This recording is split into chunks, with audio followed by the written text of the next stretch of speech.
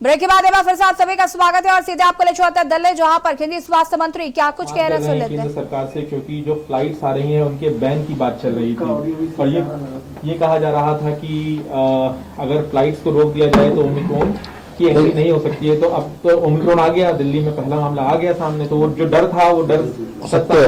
देखो, डर दिल्ली में एक आया है, 2 शायद कर्नाटक में है, 1 गुजरात में है, पूरे देश में शायद 5 केसेस अभी तक कंफर्म हो चुके हैं और जितने भी केस हैं सारे विदेशों से ही आ रहे हैं और अफेक्टेड कंट्रीज से ही आ रहे हैं, ये बिल्कुल क्लियर है। मुख्यमंत्री अरविंद केजरीवाल जी ने कई बार केंद्र सरकार से डिमांड की है कि भाई जो भी अफेक्टेड कंट्रीज हैं जहाँ पर ओमिक्रॉन बहुत ज्यादा फैला हुआ है वहाँ की फ्लाइट सर्विसेज को बंद कर दिया जाए। मुझे लगता है केंद्र सरकार को इसको संजीदगी से लेना चाहिए, उससे लगता है इसको कंट्रोल करना बहुत आसान होगा। अदरवाइज देखो क्या होगा कि कुछ लोग आएंगे, हो सकता है कि जो पॉजिटिव आ गए उनको तो हमने ले लिया, आइसोलेट कर दिया, कोई ऐसा ना हो कि जो पॉजिटिव आया नहीं और उसके अंदर तो कह रहे हैं कि जेस्टेशन पीरियड थोड़ा ज़्यादा भी हो सकता है, तो अगर वो 7 दिन बाद या 4 दिन बाद या 3 दिन बाद होता है तो कोई निकल ना जाए। तो उसको फैलने से रोकने का सबसे जो कारगर तरीका नजर आता है कि अफेक्टेड कंट्रीज से अगर फ्लाइट्स को बंद किया जाए तो that will be I think much better. Scientist या डॉक्टर या एक्सपर्ट क्या कह रहे हैं, ओमिक्रॉन से बचना क्या आसान है, किस तरह के लक्षण इसमें हो सकते हैं? देखिए, लक्षण बिल्कुल सेम है जैसे कि कोरोना। मैं आपको पहले बता देता हूँ, ओमिक्रॉन अलग बीमारी नहीं है, ये भी कोरोना ही है। कोरोना का एक वेरिएंट है। वेरिएंट इस टाइम दुनिया के अंदर कोरोना के डिफरेंट बहुत सारे वेरिएंट्स हैं। मेजर जो इंडिया में वेरिएंट्स थे, अल्फा, बीटा, डेल्टा। डेल्टा की वजह से जो लास्ट वेव आई थी, बहुत बड़ी वेव आई थी, वो डेल्टा वेरिएंट था। ओमिक्रॉन जो है ये नया वेरिएंट है, ये अलग म्यूटेशन होती रहती है, वेरिएंट की म्यूटेशन होती रहती है, पर है कोरोना ही। इसका ट्रीटमेंट प्रोटोकॉल बिल्कुल सेम है, इससे प्रिकॉशंस सेम है। मैं आपके माध्यम से सभी लोगों को कहना चाहूँगा, देखो अब 2 साल के एक्सपीरियंस के बाद ये बड़ी उससे कहा जा सकता है कि आप घर से बाहर निकले तो मास्क जरूर लगाएं। अगर सभी लोगों ने मास्क लगाया होगा, आपने भी लगाया, सामने वाले ने भी लगाया, तो 99% चांसेज हैं कि आप कोरोना से बच सकते हैं। वो चाहे ओमिक्रॉन हो, चाहे डेल्टा हो, या अल्फा हो, या बीटा हो। तो लोगों को बचाव रखना बहुत जरूरी है। वैक्सीनेशन का भी देखिए, दिल्ली के अंदर फर्स्ट डोज 90% से ज़्यादा लोग ले चुके हैं, सेकेंड डोज भी 60% से ऊपर हो चुकी है। हम लोगों से अपील करें कि जल्द से जल्द वैक्सीनेशन करा लें। जो लोग फर्स्ट डोज में रह गए हैं, जो भी 5-7% जो भी लोग हैं, वो जल्द से जल्द आएँ। सेकेंड डोज जैसे ड्यू होती है उसी दिन जरूर लगवा लें। तो ये जो लगता है, देखो 2 चीज़ों का अगर ध्यान रख लेंगे तो मुझे लगता है इलाज तक पहुंचने की जरूरत नहीं पड़ेगी। जनवरी के बाद देश भर में वैक्सीनेशन शुरू हुआ था। सबसे पहले जो हेल्थ स्टाफ है, मेडिकल स्टाफ है, उन्हें वैक्सीन लगाई गई थी। ओमिक्रॉन का इलाज भी उन्हीं लोगों को करना है। तो मेरा सवाल ये है कि क्या बूस्टर डोज की जरूरत है, क्योंकि अब तो 6 महीने से ज्यादा का वक्त हो चुका है, उसे लेकर आप क्या?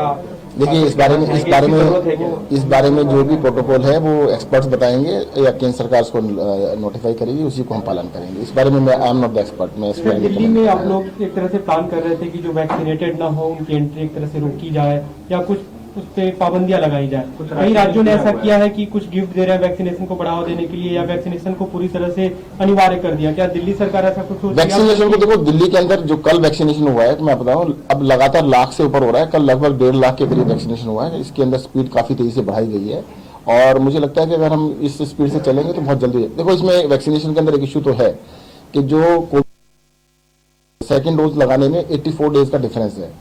तो अब 84 का डिफरेंस होने की वजह से काफी सारे लोगों ने फर्स्ट डोज लगवा ली है, सेकंड डोज ड्यू नहीं हो पा रही है। जैसे ड्यू हो रही है लोग लगा रहे हैं, उनको कांटेक्ट कर रहे हैं, 1-to-1 कांटेक्ट भी कर रहे हैं, जल्द से जल्द उनको मोटिवेट कर रहे हैं। मैं आपके माध्यम से भी कहना चाहूंगा, जिसकी सेकंड डोज ड्यू हो गई है तो उसी दिन जाकर लगा ले, अपॉइंटमेंट की जरूरत भी नहीं है। आप किसी भी सेंटर में चले जाइएगा, जाके लगवा लीजिए। पुडुचेरी में सख्त कार्रवाई, कानूनी कार्रवाई होगी जिसने वैक्सीन का डोज नहीं लिया है, अनिवार्य कर में, क्योंकि आप लोगों के पास प्रपोजल भी आया था। आप लोग इस पर कोई विचार कर रहे हैं कि अभी इस तरीके की सख्ती आप भी बरतें? देखिए, इसको जल्दी बताया जाएगा, इस बारे में जो भी फैसला किया जाएगा बता दीजिए। सर, एक सवाल ये बता दीजिए, आप जो 12 जिन लोगों को आपने बताया ILBS में भी सैंपल भेज रहे हैं जीनोम सीक्वेंसिंग का? जीनोम सीक्वेंसिंग की हमारी 2 लैब्स है, एक है LNJP के अंदर, एक है ILBS के अंदर। दिल्ली सरकार की 2 लैब्स है, मैंने पहले भी बताया था आपको। अभी हम जीनोम सीक्वेंसिंग दोनों लैब्स में करा रहे हैं। अगर नंबर और ज्यादा होगा तो फिर केंद्र सरकार की लैब्स में भी भेजा जाएगा। रिपोर्ट आई है, कानपुर IIT की रिपोर्ट में ये कहा गया कि जनवरी-फरवरी के आसपास तीसरी लहर।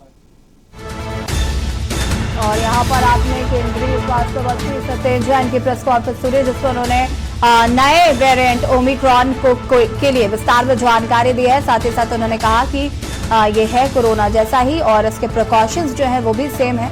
तो कहीं ना कहीं जो पहले जो कोरोना प्रोटोकॉल्स थे उनका पालन करना जरूरी है। आपको बता दें कि दिल्ली में भी एक ओमिक्रॉन वेरिएंट का मरीज मिला है। भारत में अब तक ओमिक्रॉन के 5 केस हैं।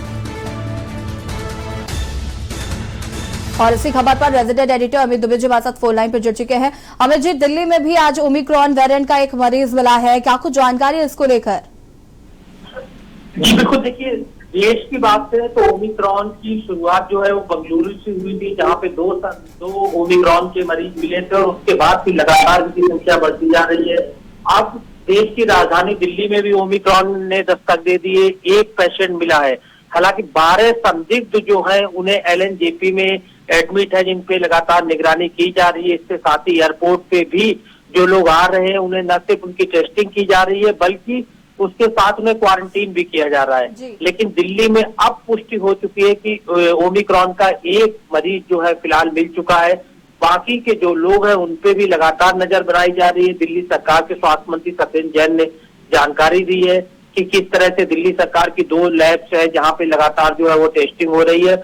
और इसके साथ ही जो ओमिक्रॉन का पेशेंट मिला है उसके बाद उस पे कौन कौन से लोग मिले थे, किस तरह की गतिविधियां थी, उस पे भी दिल्ली सरकार लगातार नजर बनाए हुए है। जी बिल्कुल, हमें जी अभी जिस तरीके से सत्येंद्र जैन ने प्रेस कॉन्फ्रेंस की और कहीं ना कहीं जो बात हमेशा प्रधानमंत्री नरेंद्र मोदी भी कहते हैं कि जो प्रिकॉशंस है उनका पालन करना बहुत जरूरी है, इस बात का भी जिक्र यहाँ पर सत्येंद्र जैन ने किया।